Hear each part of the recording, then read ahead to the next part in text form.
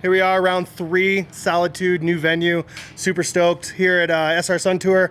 We're getting set up. We got a brand new truck and trailer. We're super stoked. Got our riders all ready to go. We're just pressing on. Can't wait for the first day of practice and super stoked. I think there's a lot of really good feelings about the track. So excited to see what comes of it. But it's easy too. Stoked, man. Just excited to be here.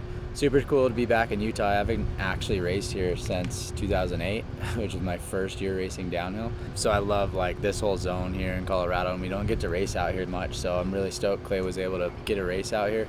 I'm excited. It's always cool to come somewhere new and ride a fully new track. So I have no idea what it looks like. We're just getting ready to go walk it right now and check it out.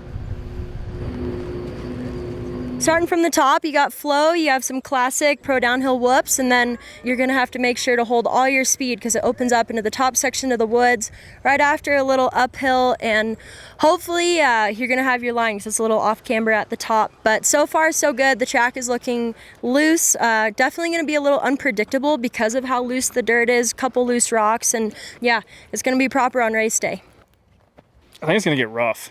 I think a lot of rocks are going to come out. Some other ruts are going to show. Turning's going to be hard. Finding traction and just finding the limit in all the flatter corners and some of the rockier sections are going to be tricky.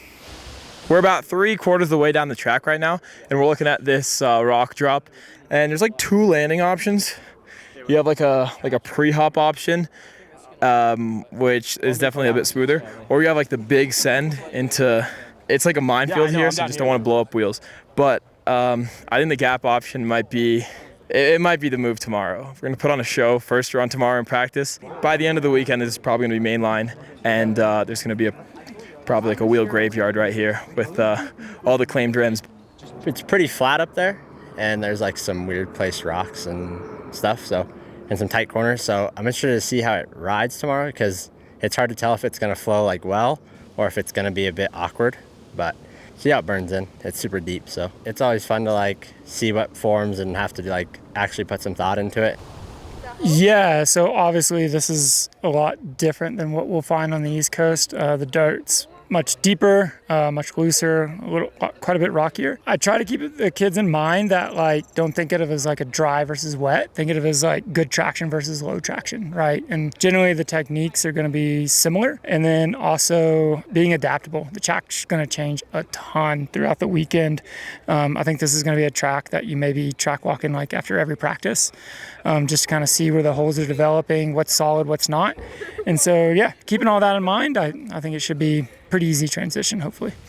This section up here kind of gets a bit awkward. Going over a berm from a steep downhill, bit of a compression. I think it'll ride in pretty good. There's some pretty technical sections with some like sketchy, loose rocks, big rocks, stuff that you might hit with your pedals, your chain ring. It's a short track, but you're gonna have to be fully aware and fully focused the whole way down. It definitely gets a bit flat at the bottom. Kind of reminds me of like a very loose Killington at the bottom, how the track kind of flattens out. It's gonna be pretty crucial to just try and pump carry speed. There's also some kind of sniper rocks, so try and avoid those sniper rocks. Yeah, it's gonna be an interesting track. I'm grateful that they straightened out a few sections. There was a few sections where you could see the original track went that didn't look so great, and so they definitely did a great job taping it, cutting in some new sections and kind of adding a bit of life to this track. So we just finished up track walk here in Utah for round 3 of the Pro Downhill Series.